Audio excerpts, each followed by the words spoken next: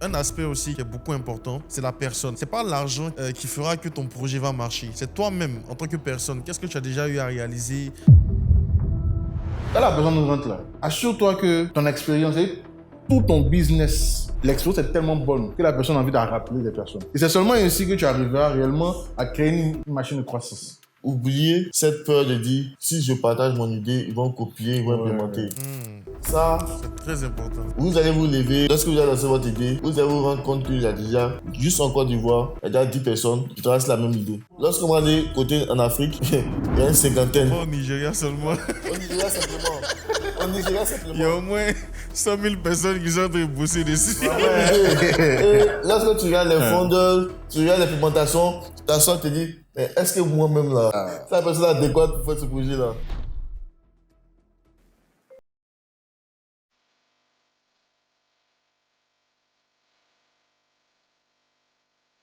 Les gars, comment vous allez? Ça va, ça va. Super bien, super bien. Ah, aujourd'hui, nous sommes déjà au 3e épisode, hein. Waouh, on doit commencer à célébrer, hein. On a, on a fait du Oh, mon chemin, frère. mais c'est seulement 3 épisodes. Donc aujourd'hui, on parle de quoi? De financement, d'opportunités de financement aussi pour les startups. Déjà, lorsqu'on parle de financement, les gens se demandent est-ce que c'est seulement les startups qui ont droit au financement? Parce que quand on parle de plus grosses levées de fonds, on ne parle pas trop de PME. Déjà, quelles sont les opportunités? Déjà, je vais poser la question à Dester. Quelles sont les opportunités qui existent lorsqu'on est débutant, lorsqu'on lance sa startup? Est-ce qu'on a forcément besoin de financement pour démarrer? Je dirais qu'au départ, on n'a pas réellement besoin de financement pour démarrer. Au départ, c'est l'idée. L'idée au fait que nous pouvons se faire nous réveiller tard dans la nuit pour pouvoir au fait se dire, OK, j'ai envie de lancer un business. Donc, c'est d'abord l'idée. Et lorsqu'on a l'idée, c'est de maintenant chercher à voir, est-ce que je peux avoir une équipe qui peut m'accompagner? Est-ce que je peux avoir aussi un mentor qui est suffisamment expérimenté dans le domaine dans lequel je veux me lancer pour être guidé?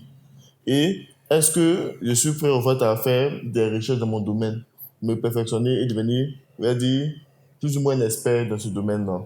Donc je pense qu'au départ, l'argent, c'est pas la chose la plus importante. La plus importante, c'est déjà de comprendre dans quel milieu on a décidé de se lancer au fait. D'accord, je comprends. Mais la plupart des entrepreneurs, et surtout ici en Côte d'Ivoire, lorsque je participe à certaines conférences, certaines masterclass, lorsqu'on débat sur les thématiques de financement, ils se disent en fait que le premier frein, le premier blocage pour un entrepreneur, c'est le manque de ressources financières. Donc, comment est-ce que ça s'explique? Bon, pour revenir un peu sur ce qu'il a dit, hein, en fait, je pense qu'il a donné l'idée, il a parlé de l'équipe, mais une chose importante aussi, c'est l'exécution. Donc, comment est-ce que tu exécutes ton idée va permettre à un investisseur de dire ce que tu fais n'est pas mal et j'ai envie d'investir dans ce que tu fais. Mais aujourd'hui, on n'est pas aux États-Unis, malheureusement, ou aux États-Unis où tu as une idée et puis ça suffit. Tu as une idée, un pitch deck, ça suffit pour toi pour lever des fonds. Malheureusement, ici en Afrique, on n'a pas c'est quoi, ce luxe-là. On n'a pas ce luxe-là. Donc, quand on parle d'idée ici, ce n'est pas juste l'idée, ce n'est pas juste l'équipe, mais c'est l'exécution. Donc, cela veut dire quoi? Tu dois pouvoir exécuter ton idée d'abord, valider l'idée. Tu dois valider le problème, parce que si tu ne valides pas le problème, le VC ici, bon, pas forcément le VC, mais celui qui va financer en tout cas, que ce soit la banque ou n'importe qui, ne va pas juste financer sur la base de ton idée, mais il va financer sur la base des résultats que tu as déjà pu avoir. Donc, ça va montrer que, OK, l'idée que tu as là, ou bien la solution que tu apportes, est une solution qui est demandée sur le marché. Parce que s'il n'y a pas de solution demandée sur le marché, ça veut simplement dire que il n'y a pas matière en fait à investir ou bien à donner de l'argent pour cela.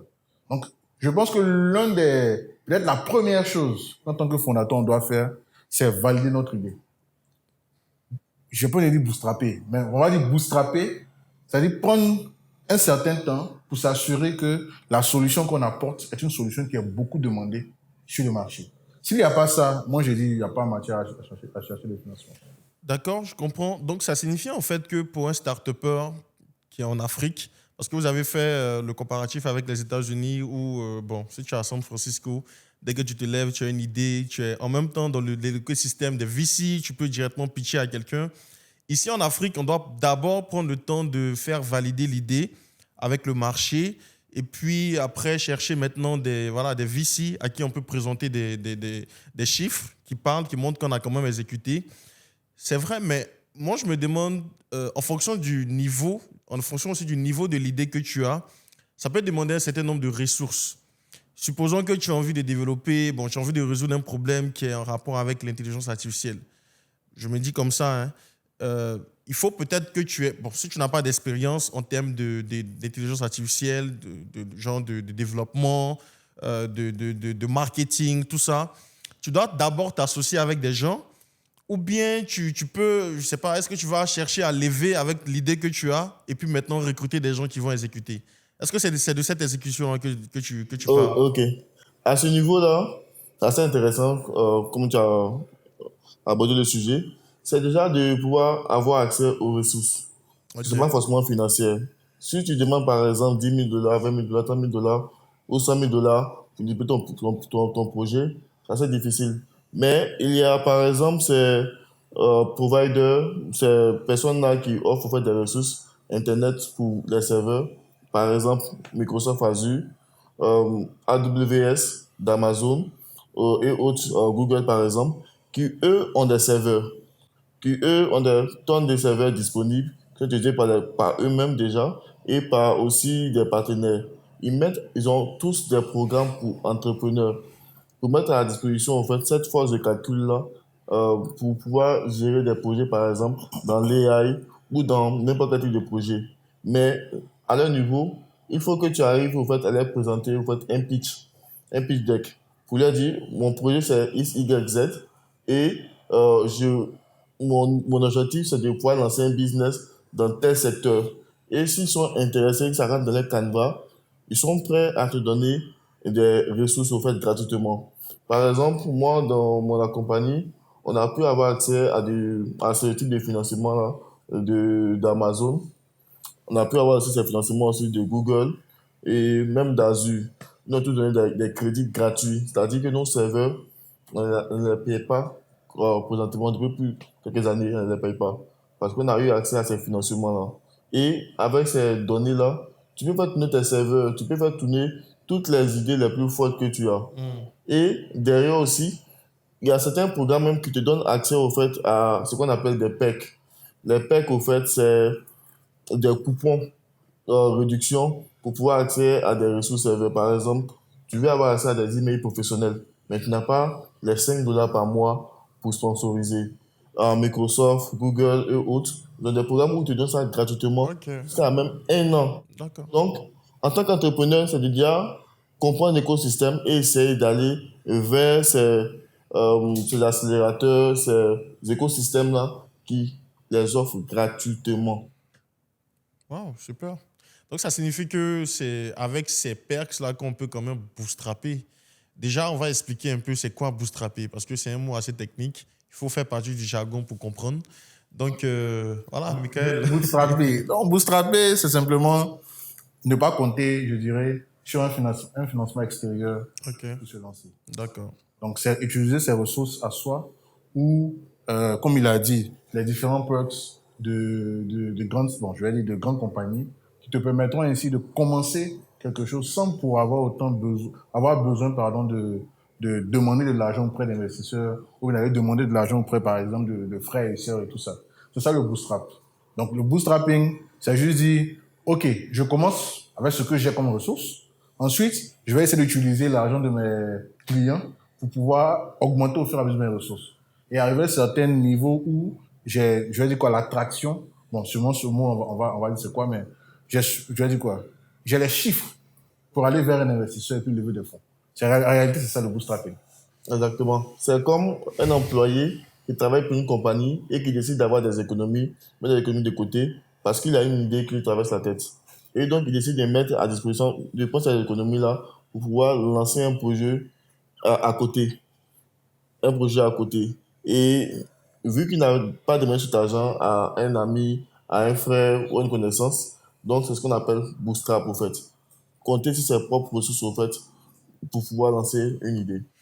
D'accord. Donc, est-ce qu'on a des exemples concrets de start-up en Afrique francophone ou même dans toute l'Afrique qui ont bootstrappé? Ça, c'est la première question. Et une autre question aussi, c'est que j'ai regardé un podcast dans lequel il y avait le CEO de Scan Ticket, Anissé, et lui, il n'a jamais levé de fonds. Hein. Il se sent à l'aise avec son bootstrapping, avec en fait, ils arrivent à couvrir leurs charges. Je me dis que c'est un peu, est-ce que quand tu bootstrappes trop, à un moment, tu ne deviens pas un peu comme une PME? Parce que la différence entre PME et start-up, ce qu'on entend le plus souvent, hein, c'est le facteur scaling. Tu vois? Donc, quand tu arrives à couvrir tes charges et que tu es à l'aise, est-ce qu'il y a un besoin, encore de lever des fonds? Après, là, moi, je dirais ça dépend de ta vision. Ça dépend de ce que tu veux, où tu veux y aller. Je pense que aussi du produit aussi que tu as finalement mis sur le terrain. Certains produits demandent à un moment, si tu veux toucher des millions de personnes, de lever des fonds beaucoup plus conséquents que ce que tu peux avoir avec les clients que tu as. Et c'est pour ça que moi je dis, c'est pas que il est peut-être, finalement tu tournes en tant que PME, mais je me dis, à un moment, le produit que tu as va te demander, hey, si on veut aller beaucoup plus loin, on a besoin de beaucoup plus de ressources pour y arriver. Tu vois. Donc, tu parlais d'exemple. Moi, j'ai pas un exemple comme ça, disons en termes d'Afrique francophone. Mais moi, il y a un exemple que j'aime beaucoup. C'est l'exemple de Moneypoint. Exactement. Moneypoint, c'est la dernière licorne africaine. Bon, licorne, c'est simplement une entreprise qui vaut $1 milliard. Ouais. C'est juste ça. Comme Flutterwave, on a Wave, voilà, il y en a Wave. Wave, exactement. Encore Wave. Non, Wave est une licorne. Donc, on prend Moneypoint. Moneypoint, par exemple, je te dirais même que Moneypoint, ils ont commencé comme Scan Ticket. Super. Pourquoi ils ont commencé comme Scan Ticket? Parce que Scan Ticket, ils ont commencé en tant que, je dirais, un dev shop. Dans le sens de, un client veut me voir, je construis un logiciel pour ce client-là. C'est comme ça qu'ils ont commencé. Donc, ils ont commencé, en fait, par vendre leurs habilités ou bien leurs capacités en créant des solutions pour les banques. C'est comme ça, en fait, qu'ils ont commencé. Jusqu'à ce que, en 2019, ils ont commencé maintenant à lancer.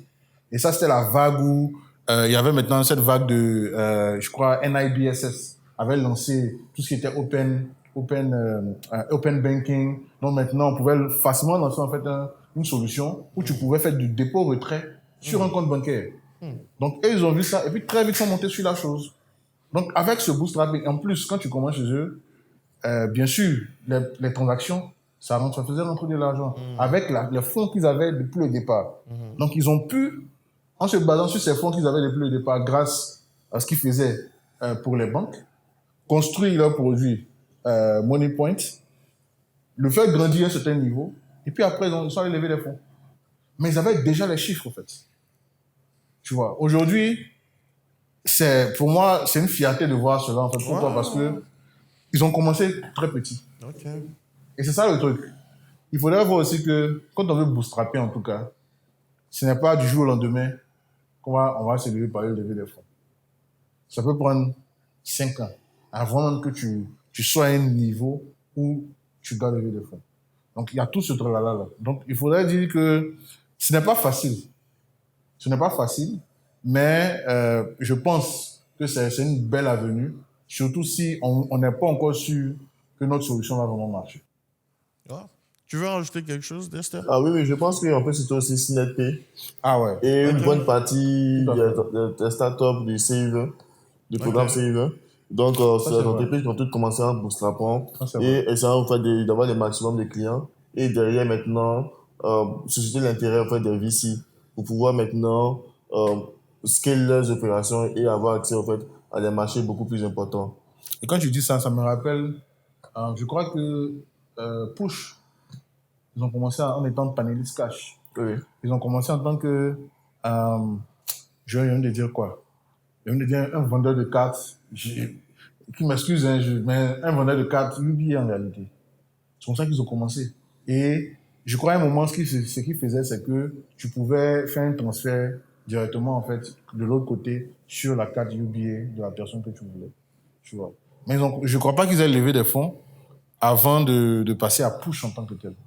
Donc, je pense que ce sont de bons exemples, sur l'écosystème ivoirien. Ouais, Cinet aussi, c'est un très bon exemple. C'est ça. Très, très bon exemple. Donc, ça signifie qu'en fait, en tant que start-up, pas forcément chaque fois besoin de se dire, parce qu'à terme, on peut dire que ça devient un argument.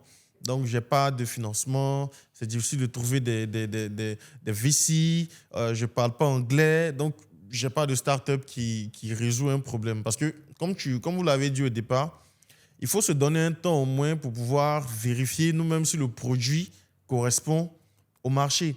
Mais en même temps aussi, je me dis qu'il y a différents types de VC. Déjà, on va expliquer c'est quoi un VC. Et on va parler aussi du fait qu'il y a certains VC qui sont early, c'est-à-dire qui préfèrent en fait, qui aiment quand tu es à l'étape d'idée. C'est-à-dire que tu n'as encore rien prouvé. Rien prouvé, c'est on griffe, hein, parce que chaque VC a ses termes. Mais on va voir en fait qu'est-ce que ces VC-là recherchent à cette étape où tu n'as aucune traction, tu n'as rien, mais ils veulent quand même investir. Donc, est-ce que tu peux nous expliquer un peu c'est quoi un VC? Ok, bon, le VC, c'est un investisseur. Donc, très souvent, en fait, ce sont des investisseurs institutionnels. Pourquoi on dit VC? C'est venture capital. Ok. En français, c'est capital risque. Ok. Donc, c'est-à-dire, comparé à une banque, eux, ils sont dans le risque. Ils se disent qu'ils doivent trouver l'appel rare qui va rapporter tout le fonds, ou bien toute la valeur du fonds, en fait, qu'ils sont censés déployer. Donc, normalement, les VC, qu'est-ce qu'ils font? Eux aussi, ils vont chercher des fonds. Ils vont chercher des fonds auprès de banques, auprès de pensions, en tout cas, auprès de gros investisseurs institutionnels qui vont mettre de l'argent dans ces fonds-là. Maintenant, c'est à eux maintenant de répartir ces fonds-là sur des startups qu'ils trouvent prometteurs ou prometteuses. Une startup, donc prometteuse. Donc, le VC, lui, son idée, c'est je dois trouver l'appel rare qui va me rapporter le plus d'argent possible afin que je puisse redonner les fonds aux personnes qui m'ont confié leurs fonds. C'est ça son travail. Comme il dit par exemple, c'est 10 fois plus le montant qu'il doit financer sur la compagnie. Exactement. 100 fois plus. C'est-à-dire, s'il a un portfolio de 10 compagnies, c'est-à-dire qu'il y a une compagnie parmi ces 10-là qui va faire multiplier au fait, le montant investi. Exactement. Pour renflouer tous les autres investissements. D'accord.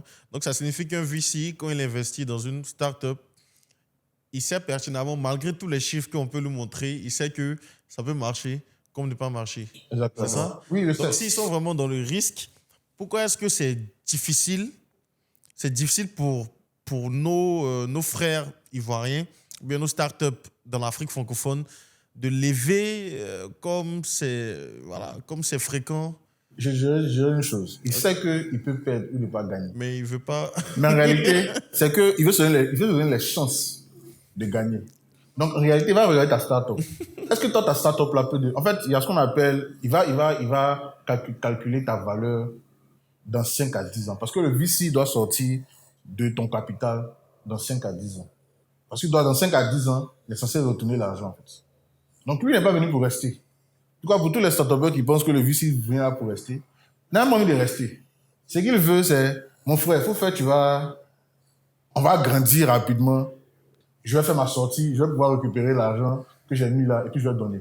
Donc, cela veut dire quoi? Chaque investissement qu'il fait, c'est comme un effort conscient de dire, cette start-up-là peut devenir un jour une start-up qui va valoir beaucoup d'argent. En fait, c'est ça, en fait.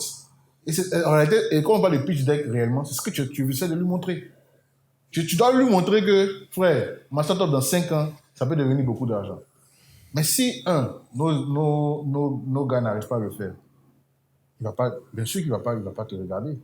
Si 2, il a l'impression que tu veux faire du réchauffé de quelque chose d'autre. Donc, la compétition est déjà très forte dans ton industrie. Bien sûr qu'il ne va pas te regarder. Tu vois, lui, il veut quelque chose de, pas forcément rare, c'est pas le mot, mais quelque chose qui sera impactant, qui va toucher beaucoup de personnes et qui va avoir une valeur la plus élevée possible.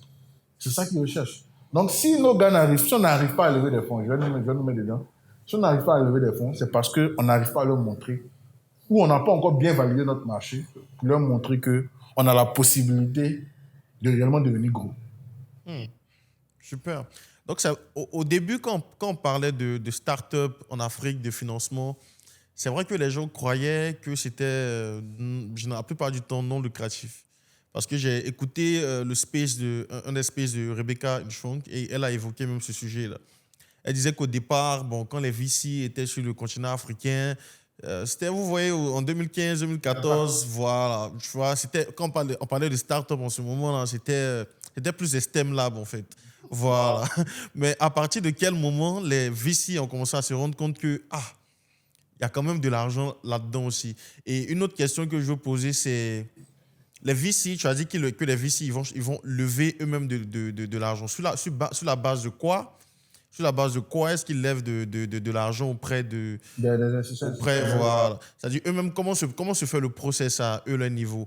Et est-ce que les start-upers ne peuvent pas aller directement à la source? Pourquoi passer forcément par un VC? Quelle est la plus-value? Non, le start-up... Oh, J'ai posé beaucoup de questions. le start-upper, déjà, tu demandes un petit jeton. OK. Bon, je peux parler bien le Michi, non, il n'y a pas de souci. Non, c'est... Non. Donc, le start-upper, déjà, ton jeton est déjà petit, mais ce que tu demandes là, c'est déjà OK. petit. Donc, le problème, c'est que l'investisseur institutionnel, il te regarde, tu es un peu trop petit pour lui. En termes de combien il est censé mettre, je veux dire, dans un fonds. Tu es un peu trop petit pour lui, déjà. Donc, ce qui fait... Et puis encore, ça dépend du type de VC que c'est. Attends. Si je suis un VC early stage, comme tu en as dit, en précise. Donc, le VC en précise, c'est celui qui va investir un peu, comme tu as dit, à l'étape d'idée, ou bien tu n'as pas encore tu as peut-être validé ton marché, mais tu n'as pas encore de revenus. Et valider ce marché, on peut le faire de différentes manières. On va sûrement en parler beaucoup. Mais tu as validé ton marché, mais tu n'as pas encore de revenus. Et le VC te regarde et se dit, la validation de ton marché montre qu'il y a du potentiel. Donc, ce potentiel, il est prêt à mettre de l'argent là-dedans. Mais très souvent, ces précises-là, au départ, ils ne lèvent pas beaucoup de fonds. S'ils ont trop levé, c'est peut-être 5 millions de dollars, 10 millions de dollars. Quand ils vont lever ça comme ça, ils vont lever ça auprès de qui? Les mêmes business angels, déjà. Ce qu'on appelle les high net worth individuals. Donc, les gens qui sont fortunés, ils vont aller vers eux. Et le truc, c'est eux, ils ont la crédibilité. Déjà, est-ce que toi, en tant que start-up, tu as la crédibilité?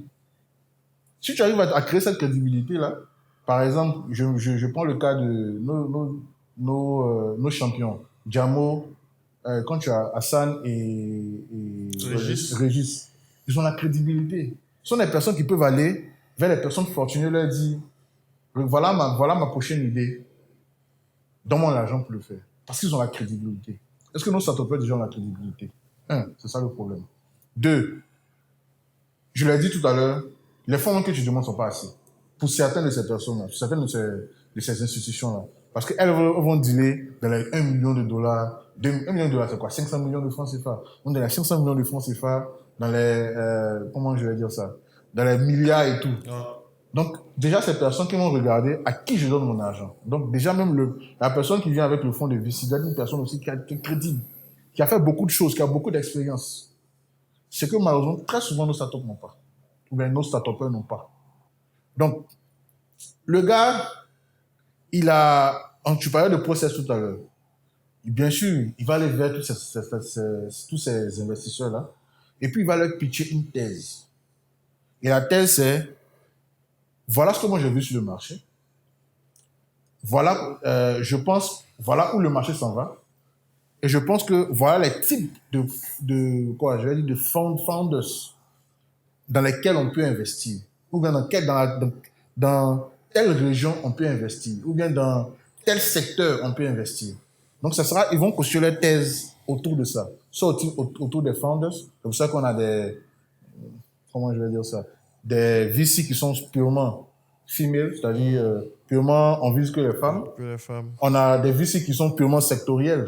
Donc, ils vont pas dire, moi, c'est blockchain, mais c'est fintech, mais c'est quoi, tu vois. Et puis, on a des VC qui sont purement régionaux. Et ils vont dire, nous, parce qu'on a vu tant, on va investir dans tous les secteurs, mais on va investir, par exemple, qu'en Afrique de l'Ouest. Tu vois. Donc, ils vont pitcher cette thèse-là. Ils vont se baser maintenant sur leurs compétences, sur le fait qu'ils ont, je veux te dire,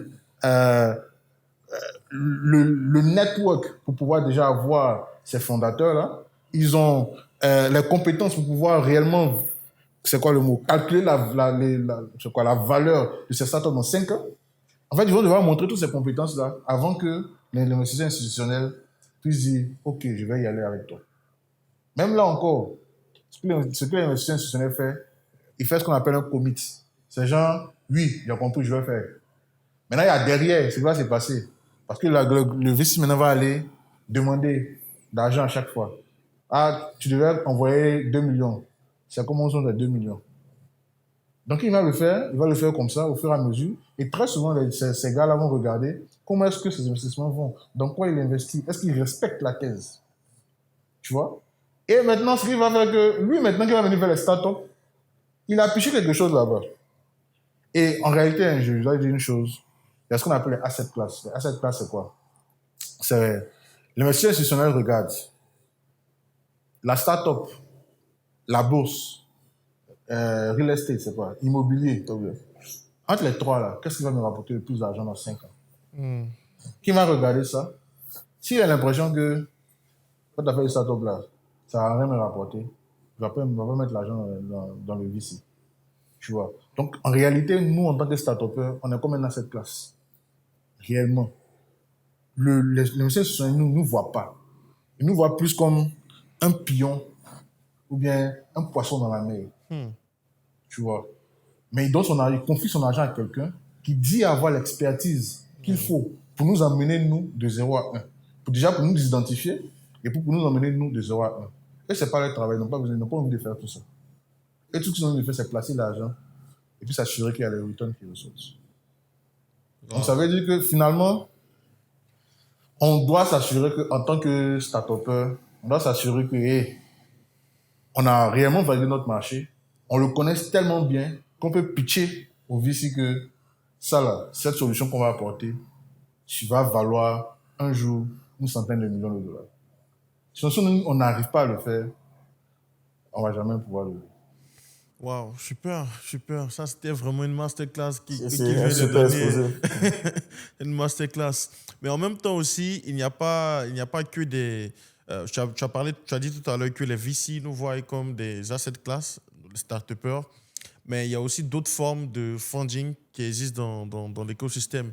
Donc, il n'y a pas que les VC qui cherchent à avoir de l'argent, il y a d'autres aussi. C'est ça. Il y a d'autres, des accélérateurs qui donnent des grants à la suite de programmes comme MEST, le programme que nous avons fait nous trois. Mais ce que je veux dire, c'est, est-ce qu'on peut parler un peu des autres formes de financement qui existent dans les startups?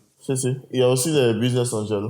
Les business angels, c'est des businessmen, souvent même des VC, mais qui décident au fait d'investir juste des petits coupons sur des entreprises ou des startups parce qu'ils ont peut-être un coup de cœur. Ils ont juste envie de voir ce que ça va donner. Donc peut-être ils peuvent dire, j'ai investi par exemple $4,000, $10,000 sur une startup, juste pour voir est-ce qu'ils sont capables au fait d'avoir une vision ou de pouvoir en fait produire un résultat qui serait intéressant. Et là encore, tu vois par exemple, je pense qu'il y a quelques associations de Business Angels. Il y a Aban. Donc, exactement. Donc, pour une startup, au fait, pour un startupper, et se rapprocher de ce type d'organisme-là, ou d'essayer d'identifier, au fait, ces personnes-là, qui pourront donner, au fait, des conseils, des feedbacks, pour pouvoir déjà même améliorer déjà le business. Parce que ces personnes-là, même s'ils n'ont pas forcément la capacité d'investir dans le business dans lequel vous travaillez, elles peuvent vous ouvrir des portes, vous conseiller, au fait, votre prochaine action. Vous dites par exemple, tu as réussi à valider ça, ceci, cela. Ok, je pense que là maintenant, tu dois viser par exemple un early stage investisseur. Le early stage, c'est comme MES par exemple. Pour le programme, on vient, on fait la formation, on prépare nos pitch decks. On ne demande pas forcément de traction, mais c'est beaucoup plus sur la qualité des start-upers qui composent l'équipe et aussi le secteur dans lequel ils ont décidé au fait d'attaquer. Donc, à partir de ces deux composantes-là, MES, par exemple, MES Africa décide maintenant de remettre de l'argent, c'est-à-dire de prendre des parts de l'entreprise et se dire que, OK, dans 5 ans, dans 10 ans, je pense que ce sera les champions. Donc, je vais juste planter ma graine là maintenant. Mais tu sais une chose ici par rapport à ce qu'il dit, il y a un gros élément d'humain. Oui, On se l'avait dit que la crédibilité en tant que fondateur aussi est importante.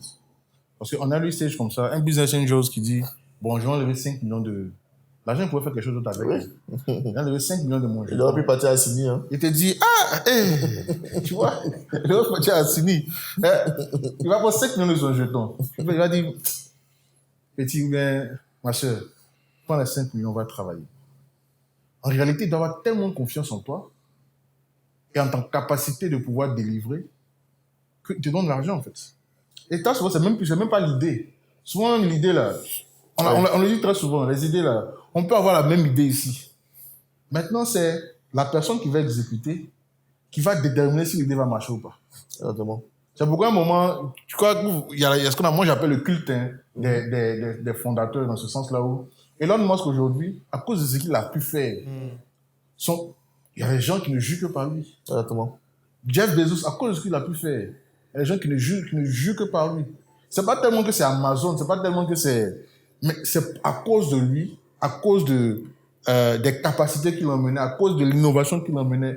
C'est tout ça qui a pu emmener Amazon à... Bien sûr, aussi sa capacité aussi à savoir qui sont les bons ou bien quel type de personnes j'ai besoin dans mon équipe pour y arriver. On va prendre même un adversaire local. Hein.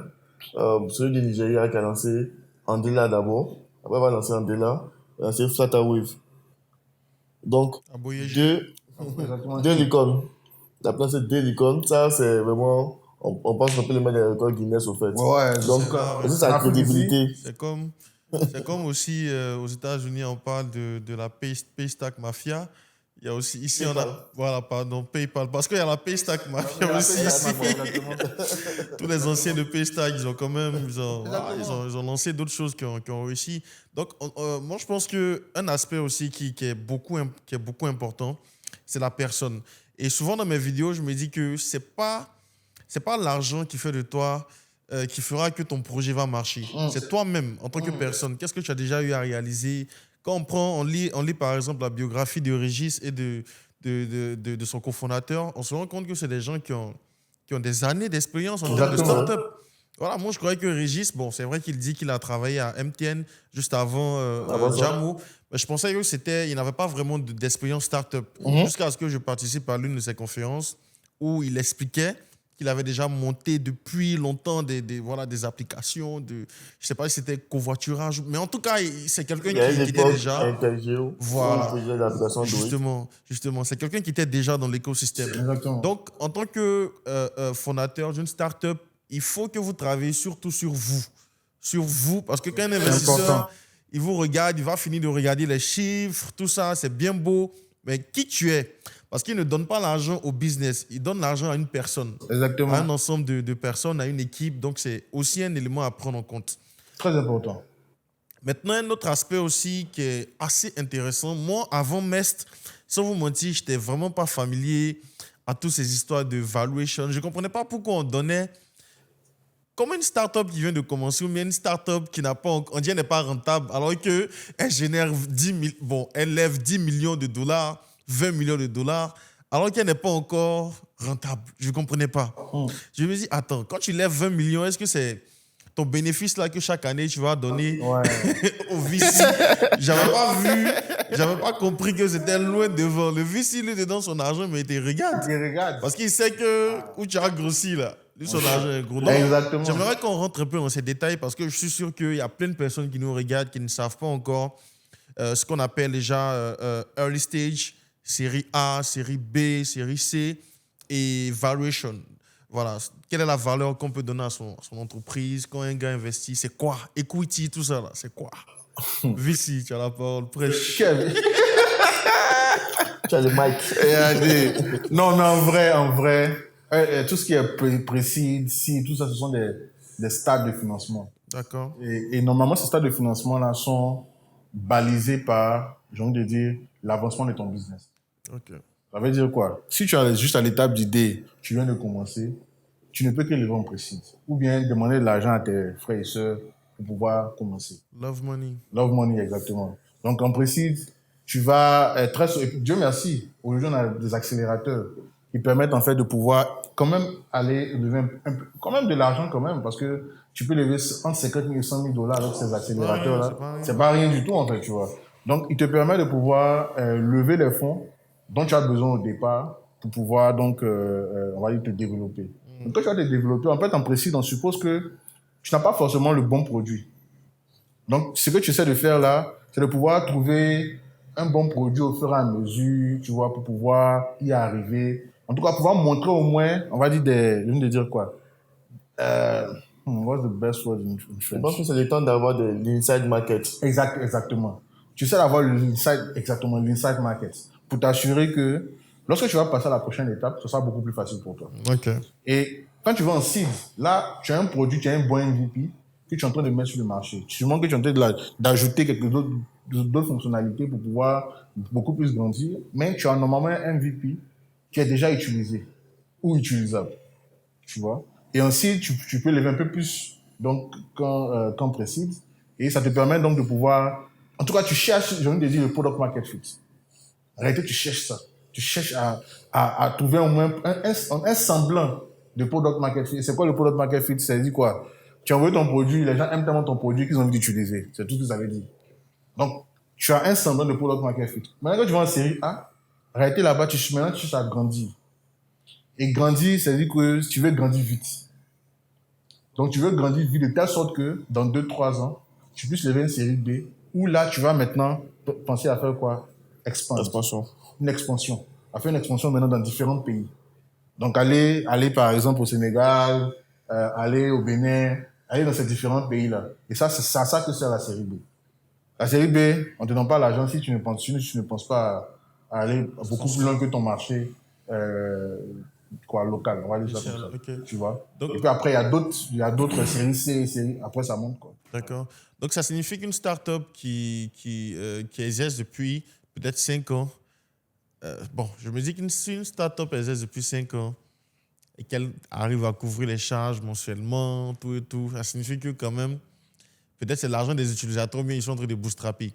Donc, si cette start-up-là veut lever après 5 ans d'activité, est-ce que c'est forcément précis? Est-ce que c'est pas lié au nombre d'années d'exécution, c'est plutôt lié... Moi, je ne suis pas forcément lié au nombre d'années. Parce que moi, ce qu'on voit vraiment, c'est que tous les 2 ans, tu verras c'est une start-up en train de lever. Et en réalité, c'est comme si c'est des milestones que j'essaie de hit à chaque fois. Donc, milestone, c'est quoi? Des étapes, voilà, des jalons que j'essaie de hit à chaque fois. Donc, par exemple, une startup qui est déjà bien. On prend le cas de Moneypoint, qui était déjà bien. Ils ont levé en série A. La première fois qu'ils ont levé ça en série A, ils ont levé 5 millions de dollars, je pense, en série A. Ils étaient déjà bien, mais c'était à cause aussi des chiffres qu'ils avaient. Et ces chiffres-là montraient qu'ils n'étaient plus à l'étape de... Ouais. Ils sont en train de... Tu vois, c'était solide. C'était un peu solide quand même. Tu vois un peu. Donc, c'est pour dire que c'est pas juste tu te gères, mais est-ce qu'on voit de la croissance? Parce que le plus important pour le VC, c'est que je veux voir de la croissance. Je veux voir que tu grandis. Si tu ne grandis pas assez vite, ça veut dire que moi, je ne peux pas retrouver mon argent le plus rapidement possible. Exactement. Parce que lui, il veut retrouver son argent le plus rapidement possible. Bon, c'est vrai que ça peut paraître cru comme ça. Ils aiment bien humaniser la chose. Mais en vrai, en réalité, le pari, c'est ça en fait. J'ai fait un pari de... Tu vas grandir tellement vite que dans 5, 6 ans, 7 ans, j'ai pu récupérer l'argent en fait. Donc c'est ça le truc. Donc il est important pour nous, en tant que start-upper en tout cas, de comprendre le game. Le game, ce n'est pas juste qu'on va investir en moi. Le game, c'est que le gars, il veut retrouver son argent. Du moment où il investit en toi, dans 5 ans, il doit retrouver son argent. Et il y a un autre aspect aussi, c'est que la majeure partie des VC, lorsqu'on est en train de bootstrapper, ils essaient de voir en fait à quel niveau de traction on sera. Combien d'utilisateurs on aura dans notre database? Combien de personnes actives utilisent nos services? Ou par exemple, de manière crue, quel est le niveau de rentabilité qu'on a actuellement? Exactement. Et pour le moment, c'est les règles non écrites. Ils peuvent te dire que, OK, nous, on commence à regarder au fait des startups lorsqu'elles commencent à avoir des revenus récurrents à hauteur, par exemple, de 10 000 dollars par mois. 10 000 dollars, c'est ça. Donc, lorsqu'ils voient 10 000 dollars par mois, et que tu envoies ton pitch deck, ils regardent, OK, il fait déjà 10 000 dollars. Ça veut dire que chaque mois, pendant au moins 4-5 mois. Ça veut dire qu'il y a des gens qui sont prêts, en fait, à donner de l'argent chaque mois et ils sont assez conséquents parce que ça arrive à 10 000 $. Donc, à ce niveau-là, c'est pas forcément une règle générale, hein, mais ça peut être un bon indicateur, en fait, pour une startup qui essaie de contacter des VC, de le faire. Et il y a une autre chose aussi. Lorsqu'on a une startup, quel est le bon moment, en fait, pour aller vers ces VC-là? On va dire que le bon moment, c'est day 0, le premier jour de la startup. Il faut commencer déjà à discuter avec les VC. Parce que ça peut prendre peut-être 6 mois, 1 an ou plusieurs années 2 ans. avant, en fait, de pouvoir lever. Et le plus tard on s'y prend, le plus tard on est susceptible, en fait, de pouvoir avoir les fonds qui permettront à notre entreprise de survivre. Parce que lorsqu'on bootstrap, c'est en bonne partie avec ses économies ou avec une partie de son salaire ou du financement de la famille. Arrivé à un moment, ça commence à tarir. Et lorsque ça tarit, peut-être que ton idée a juste besoin encore de 1 ou 2 mois pour pouvoir scale. Mais je trouve que là, maintenant, il n'y a plus de fonds. C'est pourquoi on parle de burn rate. Oui, le burn rate. On considère que c'est une flamme qui est en train de consumer juste les fonds. Et arrivé à un moment, tout disparaît. Et peu importe les belles idées que tu avais, les belles promesses, ou le client qui disait, OK, moi, dans 5 mois, on va lancer telle chose X, Y, Z. Donc, on aura besoin de ta solution. Mais il faut pouvoir suivre jusqu'à la fin. ces 5 mois-là. Et cela, c'est compliqué. Donc, il faut s'y prendre très tôt. Il faut commencer à discuter très tôt. Pas attendre quand il n'y a pas d'argent ou quand c'est compliqué avant de commencer à discuter. En fait, ce que tu dis, c'est très vrai. Tu vois, je dirais que, en fait, là, tu veux parler de la relation. Il faut créer la relation, en fait. Tu vois? Et pourquoi je dis c'est très vrai? Parce que finalement, c'est vrai que je l'ai dit comme ça, hein, que c'est le endgame, c'est ça. Mais finalement, il faudrait que je te connaisse pour pouvoir investir en toi. Mais si je te connais pas, je sais pas en fait d'où tu viens, donc comment tu m'envoies pitch deck? Moi-même, je vais prendre du temps en fait. Prenons nos cas, hein. Je pense que si quelqu'un vous ne connaissez pas, on vous envoie un pitch deck comme ça, mon gars, je vais faire une telle, je vois plutôt. Spam. Je me suis lancé. Tu vas regarder, ok. Mais imagine si c'était par exemple quelqu'un, un ami, bon, on va dire un ami, avec qui tu as une certaine relation, ça fait quoi, 6 mois, il te parle de son même business là. Il te dit à chaque fois, ah frère, regarde, la dernière fois j'étais à 2 clients, aujourd'hui je suis à 10 clients, hein. Maintenant je suis à 15 clients, hein. Tu vois, à un moment, et puis il vient te voir, il dit, frère, je veux passer à 100 clients, mais j'ai besoin par exemple de 2 millions. Ce sera plus facile pour toi de lui donner de l'argent parce que tu as vu son évolution. Et je pense que c'est de ça qu'il veut parler là, en fait. Exactement. Et surtout, mettre à disposition ce data room avec ces VC-là. Pour que eux, au fur et à mesure, juste par, OK, il a quel niveau dans son business, il va y regarder, ah, OK, ils sont 100 maintenant. Ah, ils sont 500. Ah, peut-être qu'ils sont en train de manquer quelque chose, au fait. Ouais. Parce que il y a le faux mot. Il y a le faux mot. Est-ce que je suis pas en train de rater, exactement, pas de rater une opportunité?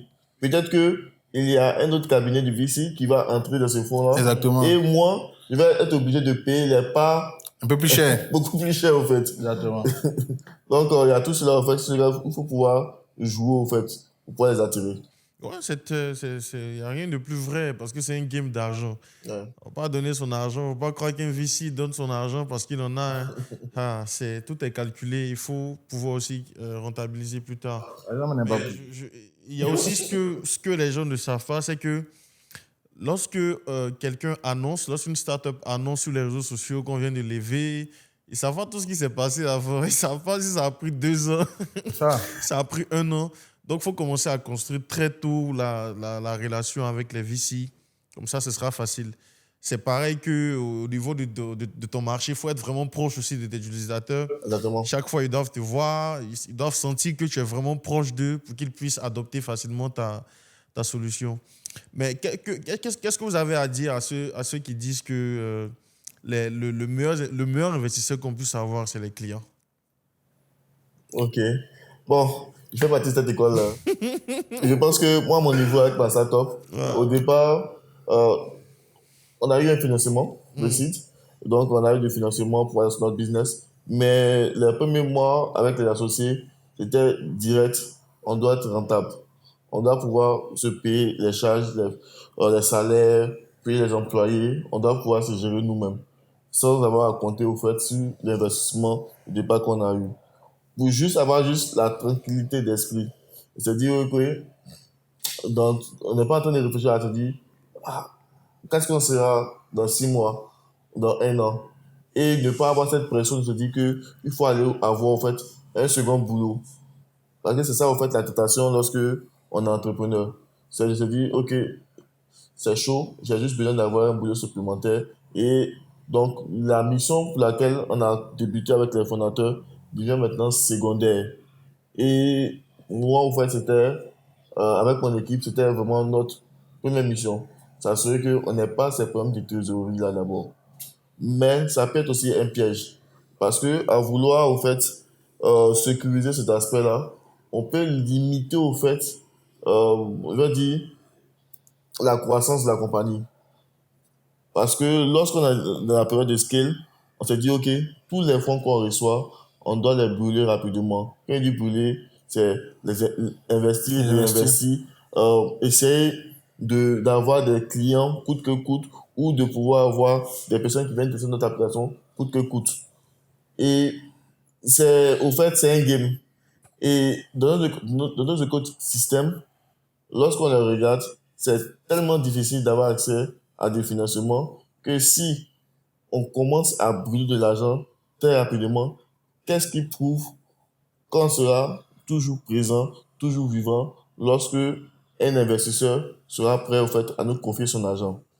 Donc c'est assez compliqué. C'est tricky. Il faudrait avoir au fait ton avis, Michael. Non, moi, en fait, moi, je dirais que pour avoir été dans une startup où on a brûlé l'argent des gens. Ok, ça tombe bien, les deux cas. On a brûlé l'argent des gens. Et je te dirais que on a réellement fait un turnaround lorsque l'argent était fini. Bon, presque fini. Parce que là, maintenant, je demandais comment est-ce qu'on peut faire vivre, en fait, la startup. Et en vrai, je pense qu'on a peut-être on a eu deux problèmes en amont, dont je ne vais pas parler forcément ici. Mais j'ai envie de dire que ça nous a forcé, le fait qu'on devait mourir, nous a forcé un peu à avoir de la jugeote. Dans le sens de, on traquait maintenant tout. Et ce qui a fait que ça nous a permis de découvrir un segment clientèle qui revenait tout le temps, à qui on disait toujours non, que nous, on vous voit pas. Et c'est ce segment clientèle qui nous a permis, nous, en fait, de survivre. Et même, j'ai envie de dire même d'avoir le plus d'argent possible. Lorsque on a commencé en fait, à les regarder, en fait. Exactement. Tu vois. Donc, moi, je dirais que... Et oui, alors continue un peu sur ça, sur cet aspect-là, parce que lorsqu'ils ont découvert cette niche-là, Exactement. ils ont fait des revenus Non, fous. on n'avait jamais connu ça, en fait. Des revenus fous, en fait. En fait, nous-mêmes, étant assez, on dit, ouais, on a travaillé. En fait, on n'avait jamais connu ça. Et en fait, je pense que c'est parce que, comme Dieu merci, on avait eu, si tu veux, un peu d'expérience dans l'entrepreneuriat. Ça nous a permis de comprendre que, écoutez, même en termes même de pre-sales, nous, par exemple, au départ, on ne savait même pas c'était quoi le pre-sales.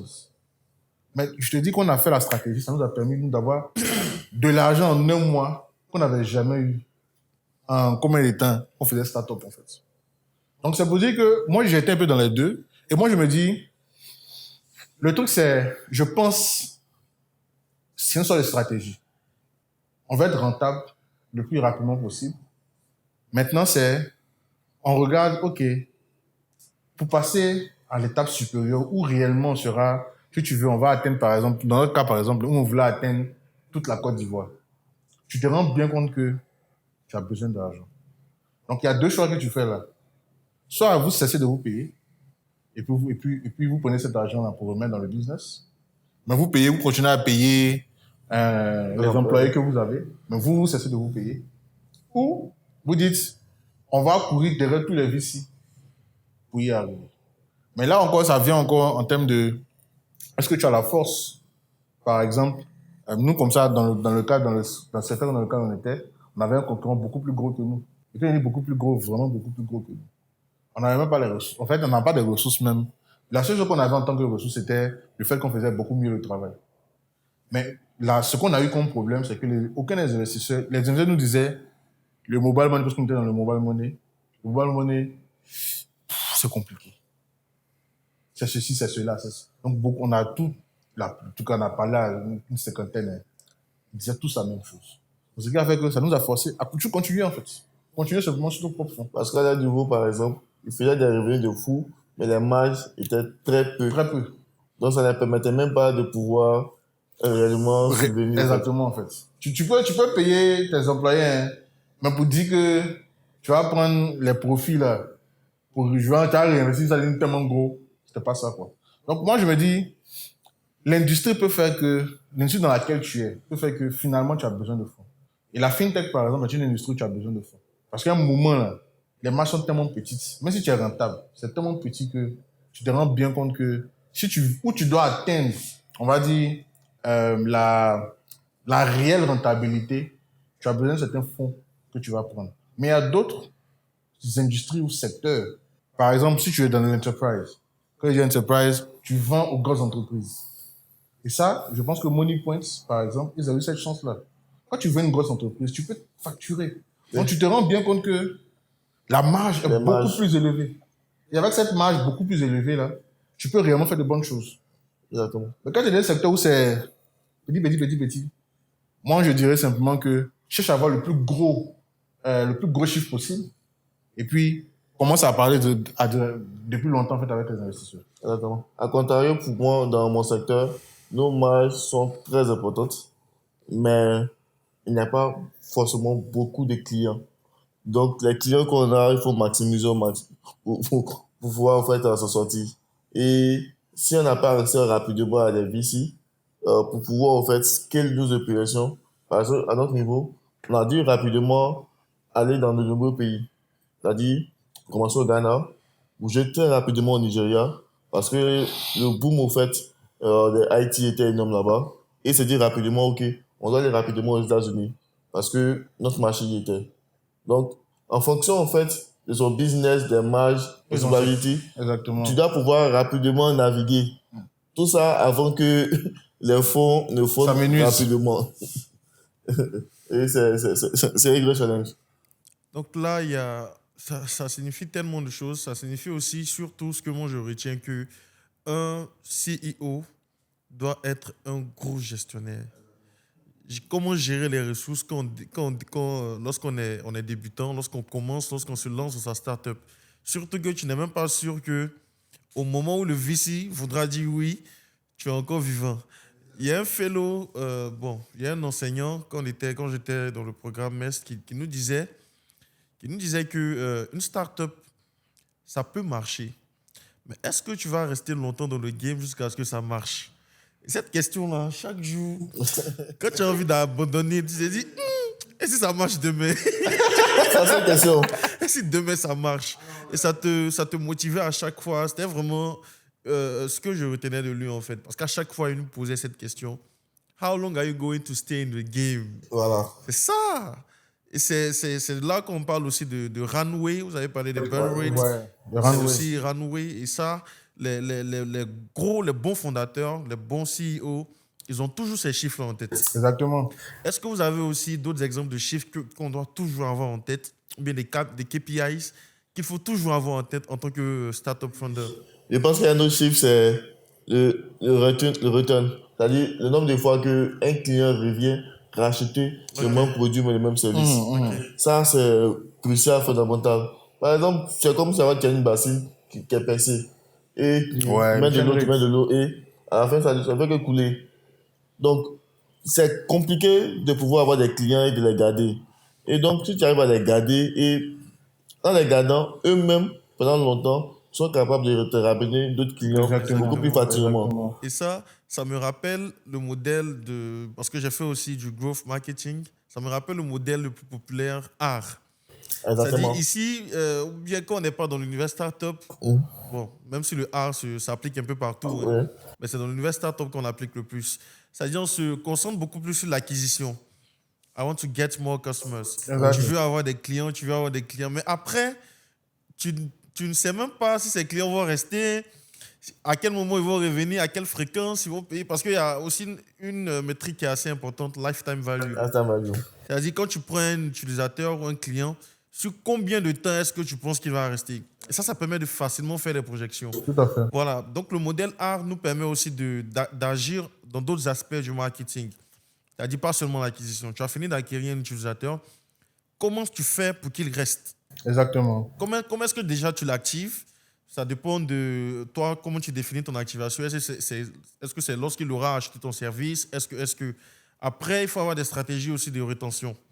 Comment est-ce que tu le retiens? Tu le retiens longtemps, tu envoies des notifications, tu envoies des mails. En tout cas, tu arrives, ou bien ton expérience même utilisateur est tellement belle que quand il ne va pas dans ton application, il n'est pas à l'aise. Je pense que l'application, par exemple, d'apprentissage d'anglais, hein, avec le bout vert. Duolingo. Duolingo. Actuellement, il y a comme, bon, c'est pas un bad buzz, mais là, je me suis rendu compte que il t'envoie des emails ou des messages pour te faire culpabiliser. Bien sûr, moi j'ai regardé un documentaire récemment et c'est des gars, on pense que les notifications, ils ont pris ça, genre comme ça, c'est quelqu'un qui écrit. Ils ont développé une intelligence artificielle pour pouvoir envoyer des notifications.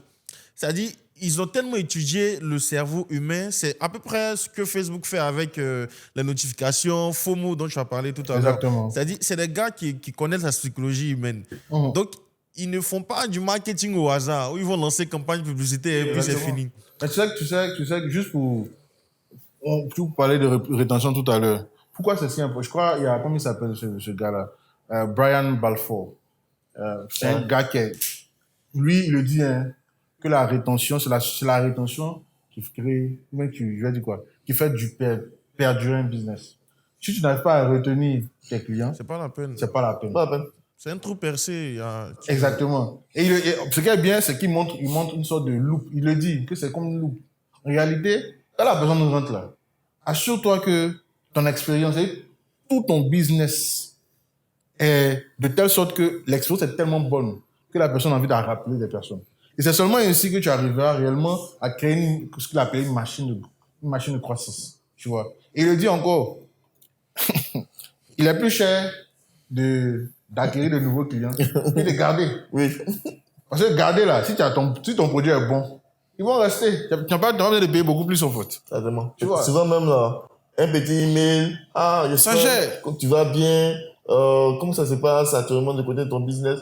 Et les gars, ok, c'est vrai. Exactement. Mon abonnement là, il doit expirer dans 1 mois, dans 2 mois. Attends, je vais relancer mon abonnement. Exactement. Donc toutes ces notifications sont des tactiques pour nous permettre de garder le client. Alors que si on n'arrive pas à garder le client, bon, tu le perds. Quand tu le perds, là, c'est fini. Hein. Il va aller chercher quelqu'un d'autre. Le ramener maintenant, c'est beaucoup plus difficile. Beaucoup plus difficile. Et il y a aussi, pour terminer avec le tunnel, le referral. C'est-à-dire, comment est-ce que tu arrives à recommander? Parce que, et moi, je pense que c'est vrai qu'on parle beaucoup de Jamo. On n'a pas beaucoup d'exemples à succès ici en Côte d'Ivoire. Mais non, mais non, mais vraiment, la manière dont Jamo a utilisé ce système-là, c'est incroyable. En fait, c'était tellement lucide, c'était tellement logique. Mais quand on pense que finalement, c'était, comment je vais appeler ça? En fait, c'était pas prévu au départ. Oui. C'était pas prévu? C'était pas prévu au départ. Il a dit en fait, c'est parce qu'il devait attendre. Et je disais, bon, on attend là.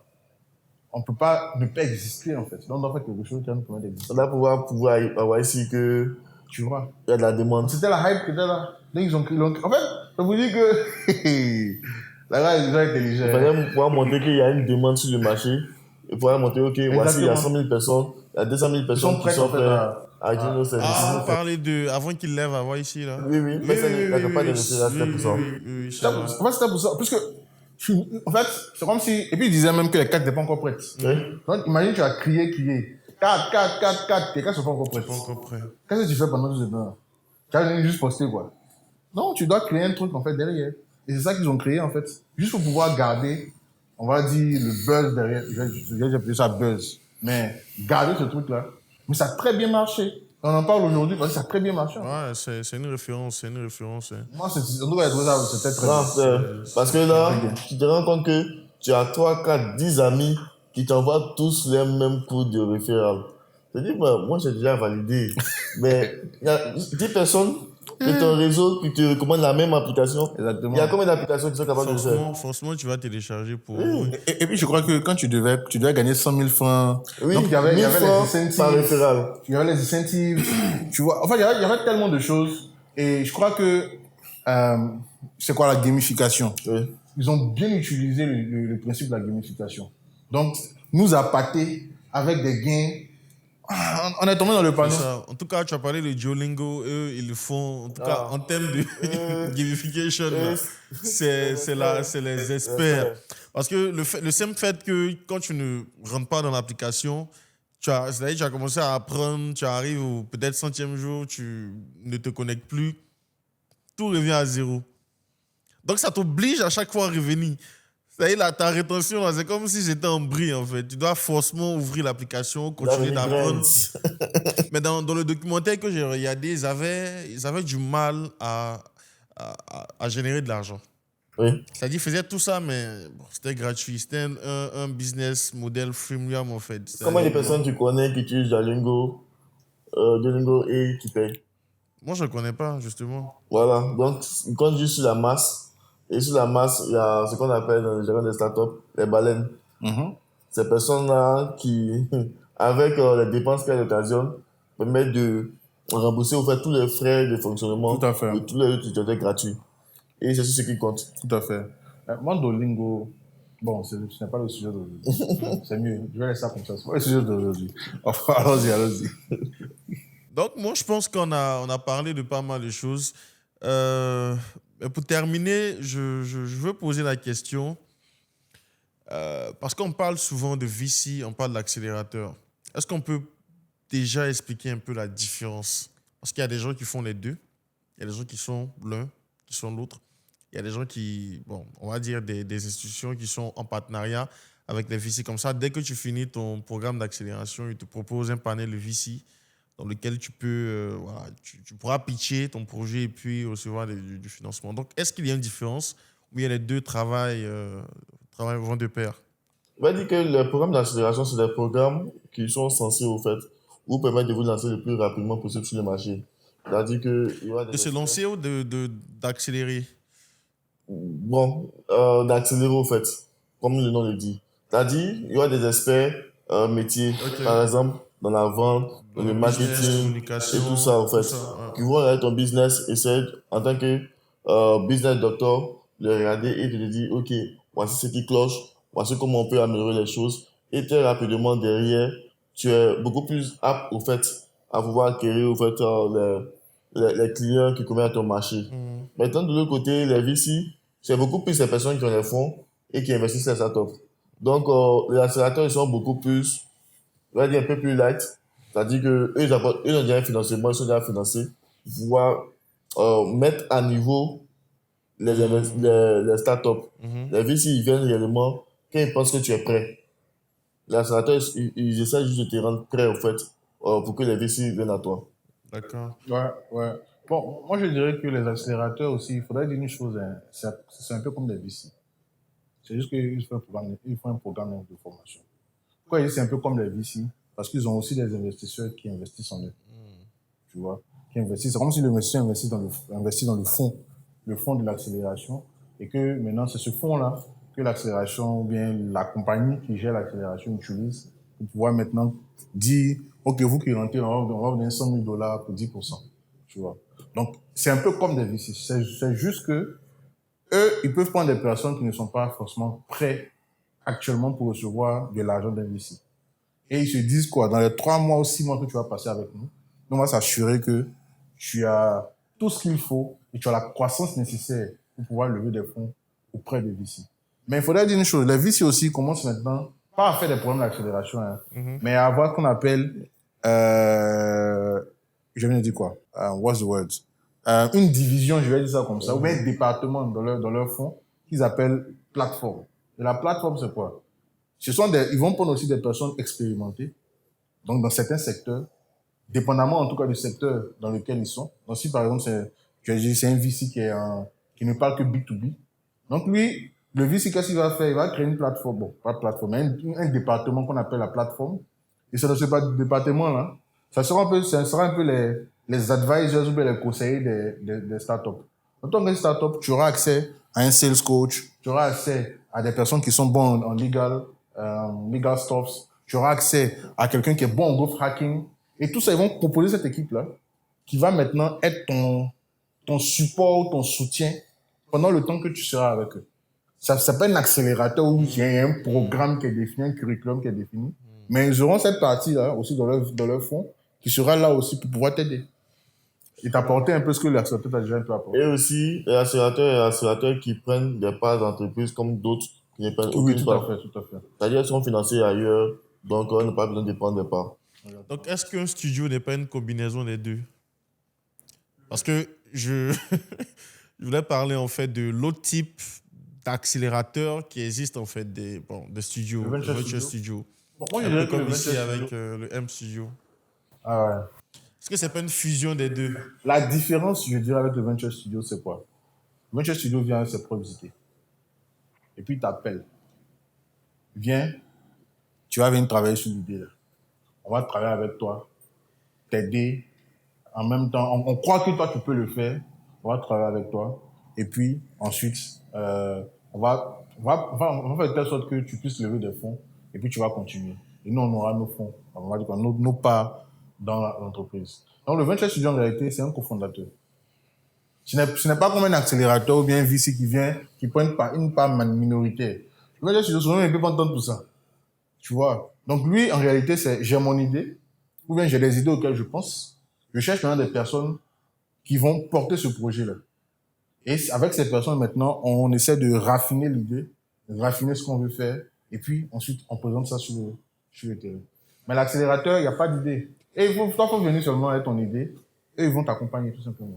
C'est comme une entreprise qui allait en forte croissance et se rend compte que en ce moment de croissance-là, les fondateurs originels ne sont pas forcément ces personnes-là qui peuvent permettre d'aller à un certain autre niveau, au niveau supérieur. Donc, c'est dire, OK, on doit recruter des nouveaux directeurs qui vont pouvoir faire cela. Donc, c'est un peu cela. C'est comme, on appelait comme des mercenaires, des experts Ouais, qui venaient directement, au fait, conduire ce paquebot-là, que nous, on pense que va nous mener à bon port, au fait. Les CEO qui sont des mercenaires. Ouais. Ouais, c'est ça. Merci, c'est le bon mot même. Ils sont des mercenaires. Donc, moi, je pense qu'en réalité, lorsqu'on creuse un peu, on se rend compte qu'il y a plein de possibilités d'investissement pour les startups. Donc, qu'est-ce qu'il reste à faire pour qu'on puisse, si les startups ici en Côte d'Ivoire ne sont pas au courant de ces informations, hein, déjà on a pu parler de pas mal de détails, on a pu expliquer pas mal de choses qui pourront sûrement aider d'autres personnes. Mais qu'est-ce qu'il reste encore à faire pour qu'ils puissent lever le pied surtout? Parce que on se rend compte qu'on n'a pas forcément besoin d'énormément de fonds pour commencer au moins.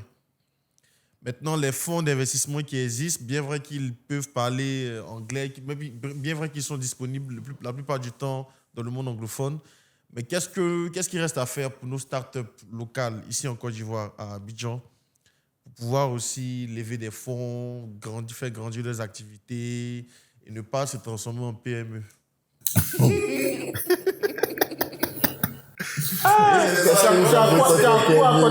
Non, j'ai rien, mais ça me fait mal. en Côte d'Ivoire. De milliers. Non, PME, c'est le cœur de l'économie. Exactement. Clairement. Mais faut pas qu'on va créer encore beaucoup de cœurs comme ça de l'économie. Créer un autre cœur. Ouais, il y a aussi du potentiel dans les startups. Ok. Donc, créer un deuxième cœur, au lieu que, on commençait en tant que start-up. Maintenant, quand il n'y a pas de financement, Joe, on est devenu PME. Mais ça serait que ça crée des champions nationaux. C'est ça. Non, je pense... ce qu'il faut, moi, je dirais...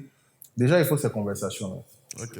Donc, je pense que les conversations qu'on a, ou bien qu'on pourrait avoir, je pense qu'il faudrait qu'on ait beaucoup plus de ces conversations-là pour que, en tant que start-upper, réellement, on comprenne le game, en fait. On comprenne dans quoi on s'embarque. Mm-hmm. On comprenne ce qui est attendu de nous. On comprenne aussi ce que l'autre veut, tu vois. Et au-delà de ça, il faudra aussi que on se pose, si tu veux, j'ai envie de dire les bonnes questions, dans le sens de qu'est-ce qui fait que les autres pour eux, ça marche et pour nous, ça ne marche pas. Parce que c'est très facile de venir se plaindre en disant « Ah, on ne nous regarde pas, ah, on ne nous regarde pas ». Mais je pense qu'il y a une certaine remise en cause qu'on devrait pouvoir faire. Et puis au-delà de ça, je pense qu'aussi, il y a, je pense, un tantinet de formation et d'informations à donner à ces start-upers-là. Je vais dire quoi par là? Si on remarque bien notre écosystème, la plupart des startups qui ont marché, c'était des personnes qui étaient assez expérimentées. Assez expérimentées, qui avaient un certain industry knowledge, une certaine connaissance de l'industrie, qui avaient déjà fait beaucoup de choses avant. Les startups où ça marche pas trop, c'est que c'est des nouveaux. Et ces nouveaux, par exemple, qui viennent là, je pense qu'ils ont besoin d'un peu plus d'encadrement. Dieu merci, on a déjà certains ESO ou bien certaines organisations d'accompagnement d'entrepreneurs. Mais je pense que finalement, il y a certains peut-être éléments qui ne sont pas forcément vus dans ces endroits-là. Et je pense qu'on a besoin d'autres types d'organisations ici qui pourraient en fait réellement dire à un start-upper, voilà ce que tu es censé faire, voilà ce que tu es censé faire pour valider ton marché, voilà ce que tu es censé faire pour pouvoir grandir, voilà ce que tu es censé faire pour pouvoir même attirer du financement. Je pense que ça, c'est super important et je pense qu'ils en ont besoin. Parce que finalement, tu te rends bien compte que beaucoup vont te demander qu'est-ce qu'il faut que je fasse. Tu vois. Donc, j'ai parlé de quoi même déjà. J'ai dit, il faut qu'on ait beaucoup de ces discussions-là. Il faut qu'on puisse leur dire exactement ce qui se passe ou bien ce dont ils ont besoin. Il faudrait qu'ils se remettent en cause. Et puis en dernier, je pense, leur donner toutes les informations et les formations dont ils ont besoin pour comprendre où ils sont censés aller. Voilà. Donc moi, je pense que Rising Classing tombe à point nommé.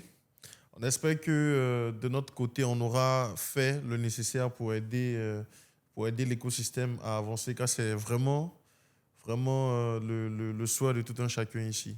Est-ce que Dest, tu as quelque chose à ajouter pour terminer l'épisode? Je pense qu'aussi, il faut pas avoir peur d'oser. Parce que il faut essayer, par exemple, lorsqu'on n'a pas forcément d'informations, de juste envoyer des messages sur LinkedIn, voir des fondeurs ou des VC ou autres, juste aller essayer d'envoyer des messages. Essayer de dire, OK, oui, je suis un créateur d'entreprise, je vais lancer une idée dans tel secteur, blablabla. Je voudrais avoir peut-être juste 45 minutes de votre temps pour juste vous présenter mon idée et puis avoir vos retours. C'est pas grave si 10 personnes ignorent votre message sur LinkedIn. C'est pas grave. Il y a encore beaucoup plus pire que cela. Lorsque vous allez commencer à envoyer des messages à vos clients et qu'ils ne répondront pas, ça sera beaucoup plus grave, en fait. Donc, déjà, faites cet effort-là. Et derrière, il y aura un ou deux fondeurs qui vont vous répondre ici, qui vont vous donner des conseils. C'est un conseil gratuit. Parce que eux aussi, ils ont bénéficié de ce type de conseils gratuits-là. C'est juste un retour vers la communauté qu'ils feront. Donc, il ne faut pas avoir peur d'oser, au fait, communiquer avec les gens. Aussi, oubliez cette peur de dire, si je partage mon idée, ils vont copier, ils vont implémenter. C'est très important. Ça, sérieux, vous allez vous lever, lorsque vous allez lancer votre idée, vous allez vous rendre compte qu'il y a déjà, juste en Côte d'Ivoire, il y a déjà 10 personnes qui traversent la même idée.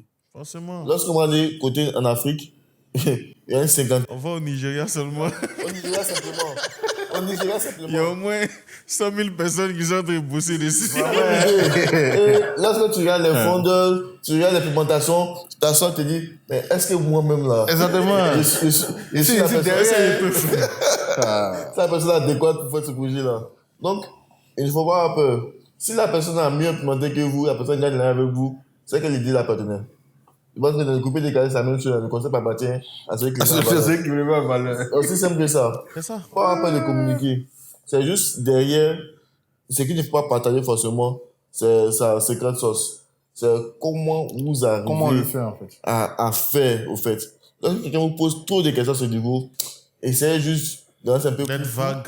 Voilà, c'est juste cette partie-là. Mais sur l'idée, avoir des feedbacks, essayez juste de pouvoir partager et recevoir des feedbacks. Parce que les feedbacks, comme on l'a dit, c'est des cadeaux, c'est des gifts. C'est des cadeaux. Peu importe que le feedback que la personne vous apporte ne soit pas, au fait, idéal ou bien ne soit pas bénéfique, derrière, c'est un cadeau que vous avez fait, c'est un retour d'expérience que vous faites. À vous maintenant de pouvoir jongler et puis de dire, OK, voici le bon ici, voici le mauvais ici. Mais avec tout ça, je suis capable maintenant d'avancer sur mon projet. Waouh, super, super. Ils doivent être humbles. Hein. C'est ça aussi. Il faudrait Ah oui, il faut être humble Super. pour recevoir. Il faut être humble pour recevoir. Faut avoir l'humilité d'entendre que ton produit c'est de la merde. En tout cas, 3e épisode. Là, ça me rappelle par exemple, il y avait un start-upper de notre communauté MES qui venait et qui nous a dit directement qu'il lui pouvait implémenter bien mieux notre idée que nous-mêmes. Regardez comme ça. Et puis elle dit, OK, vieux père, explique-moi un peu. Qu'est-ce que tu veux faire de mieux? Elle a commencé à expliquer à gens. Ah, OK, c'est intéressant. Merci. On en a implémenté.